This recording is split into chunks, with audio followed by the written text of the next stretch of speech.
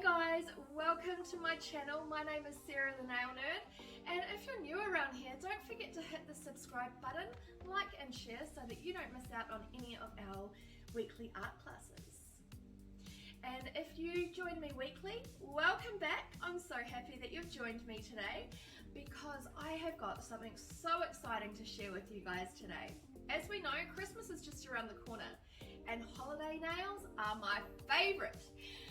But I didn't want to be covering the same old Christmas designs, if you know what I mean. So we've decided to do Christmas with a twist. And we have incorporated a Gothic style candy cane with some 3D art in the way of a little bow held together with a little 3D skull. Sound good? I'm excited and I hope you are too, so go and grab the following things and meet me back here. You will need your T&N gel polish in Black Heart, some red chrome powder, an eyeshadow applicator, your no wipe gloss top coat and a matte top coat. You'll also need your T&N gel paint in black and white, JGM Pro Series brushes in the liner and the small oval, your CTC carving gel in white, a cone-shaped silicone tool, some isopropyl alcohol, and of course your LED lamp. Alright, let's get into it. The first thing we want to do is apply 2 thin coats of a black gel polish to the entire nail surface. Keep your coats thin so that you don't run into any problems with lifting or bubbling or peeling, and cure for 1 minute in between each coat.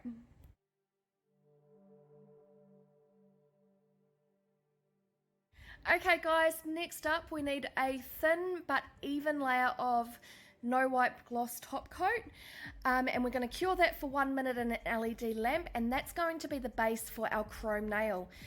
Chrome has to sit on top of a no wipe top coat, so unfortunately if you've got a tacky top coat where you need to wipe off the sticky layer, that's not going to work. It must be a no wipe top coat.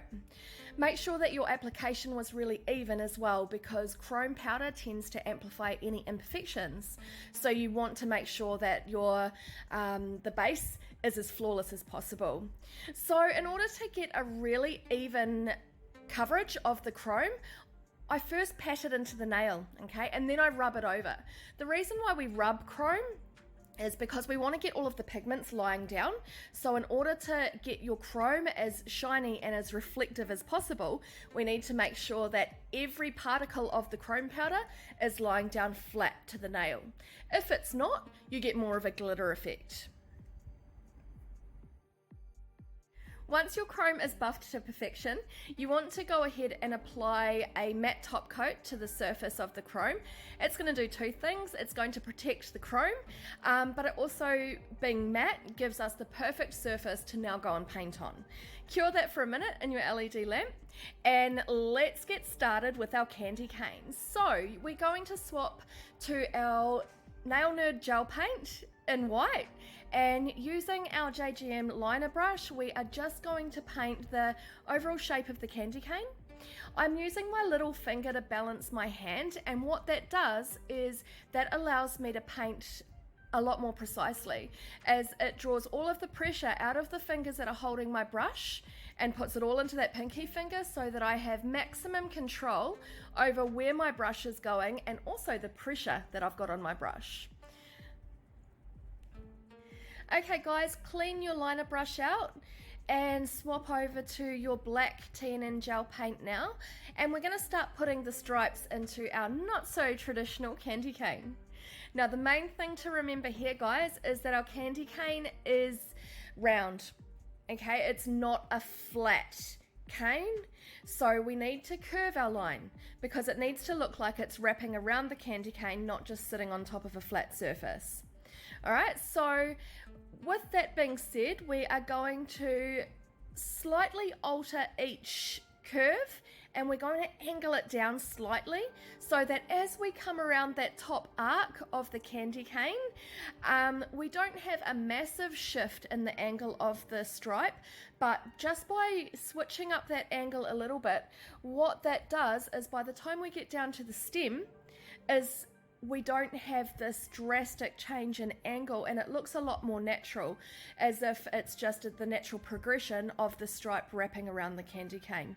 Okay, see what I mean? Now that we're coming to the end of that arc, we've only altered our angle just slightly with each stripe, but now I can quite easily and naturally come down that longer stem without it looking too funky.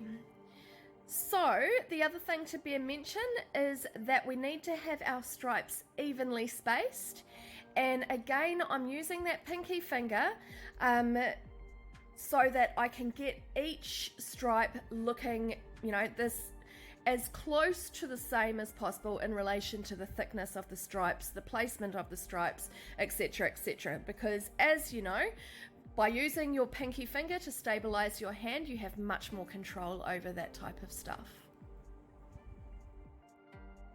And once you're finished with the stripes, don't cure it just yet, but go ahead and paint a very thin outline around the outside of the candy cane. Well guys, we're getting there. The only thing left to do now is to create our bow with the little skull clasp. So for the bow, we start with the loop and we always paint that in two sections, top and bottom. So most pressure at the middle of the loop, and then we ease off with our pressure and the line tapers out to nothing, okay? And for the loose ribbon, start at the end of the ribbon, guys, so that we can apply the most pressure, so it's going to be at its thickest at this point, and then we ease off with our pressure and we tuck it up underneath the loop, okay? And then we do that on the other side. Let's have a closer look. See what I mean? Press down with the most pressure, ease off and drag it up. For the end of the ribbon, press down, wriggle your brush, and it can be easier to do your spiral in parts if you're not that confident with your brush control yet. So give that a go, guys. Of course, if you're really confident with your brush control, you can absolutely do it all in one go, but to begin with, you might find that easier. And cure for 30 seconds. Now we want to seal our candy cane and bow, so we're going to apply one more coat of matte top coat to the entire nail surface, and we're going to give that another cure for 1 minute in your LED lamp. Now it's time to start creating our little skull, guys. So using your carving gel, we want to just decant a small amount of product and roll a little ball. If you've got any allergies to nail products or sensitivities, please wear gloves when you're handling the gel, okay? In order to manipulate the gel, what we use is our small oval brush from the JGM Pro Series range and isopropyl alcohol. So my brush is damp at the moment, and all I'm doing is I'm just brushing down the side. So first I pat it down to make the circle nice and flat, okay, and now I'm pressing down each side. So brush, brush, brush, brush, brush down the sides until I have an elongated sort of face shape, okay. Pat it down again, make sure that the entire surface is all at the same level. We don't want half of it high, half of it low, and all higgledy-piggledy. And then we're just going to push in and sort of create, that cheekbone coming into the jaw area, okay?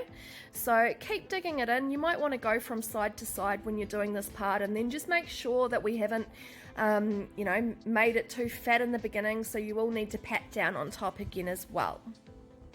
If your product starts sticking to your brush, just re-dip in the isopropyl alcohol. For the eyes, all we do is grab our silicone tool and push down. I usually make one eye a little bit bigger than the other two, just to sort of make it a little bit more interesting. And for the teeth, it's easy. I'm just using the back of a cuticle pusher, and I just cut 2 lines into the bottom where we created that jaw, and then I just soften those cuts with my brush.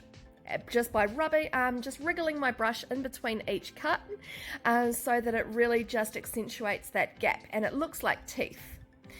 Okay, so once we're happy with the overall look of our skull, we want to go ahead and cure that for 1 minute in the LED lamp. But how easy was that, guys? That is why I absolutely love playing around with 3D gels. you've got all the time in the world to perfect your designs because it doesn't dry as quickly as acrylic. So literally, if you need more time, you've got it. It won't cure until you put it in the lamp. So when you're happy with it, chuck it in to cure and you're done. So if you liked this design and you want to learn more, please check out the Nail Nerd Club. I'm going to pop the link in the description below, and it's a club where you get to choose the content. Well, my loves, that's all from me today. I hope you enjoyed this design as much as I did, and I cannot wait to see you next week for our next design. Bye!